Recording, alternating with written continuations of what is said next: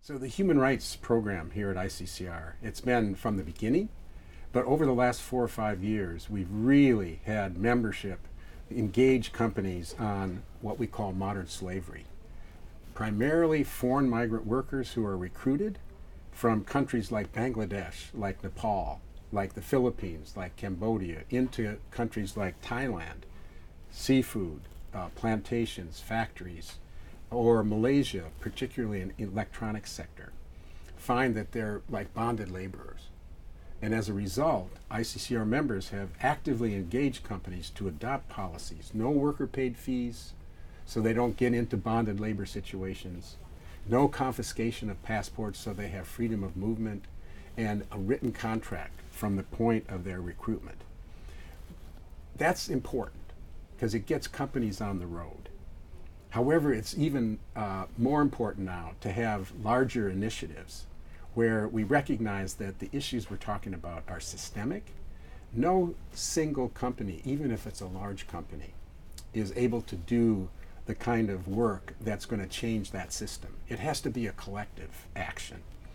So ICCR has been involved with a number of initiatives. One is the Leadership Group for Responsible Recruitment that started about a year and a half ago. And it has major leader companies that have taken on this no worker paid fees policy perspective and is working with ICCR, with Verite, a monitoring firm, and with the International Organization of Migration, which is now a large UN organization. And as a result, that initiative says, okay, we have to do more than simply talk about the policy. We have to come to a particular place, in this case Southeast Asia, and really work with other initiatives to try to change that system so that foreign migrant workers aren't put in these horrendous situations.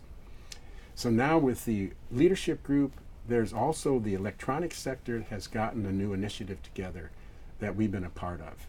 And that is the Responsible Labor Initiative, which has a real interesting concept because it's getting suppliers to get their recruiters together to do trainings, to move from worker paid fees to employer pays. And that means a lot of training so that they begin to change their business model and from exploitation to non-exploitation. And doing that together with the electronics sector and the leadership group has been really important. Then the third initiative is the Consumer Goods Forum, which really is like 400 companies in the food sector, manufacturers, and also the retailers. And here there's the same focus on these three issues around worker paid fees, around passport retention, around issues related to written contracts. So these three are coming together in Southeast Asia and working particularly in Malaysia and in Thailand to really address the issues within the supply chains, getting the suppliers and the recruiters into training, as well as impacting government.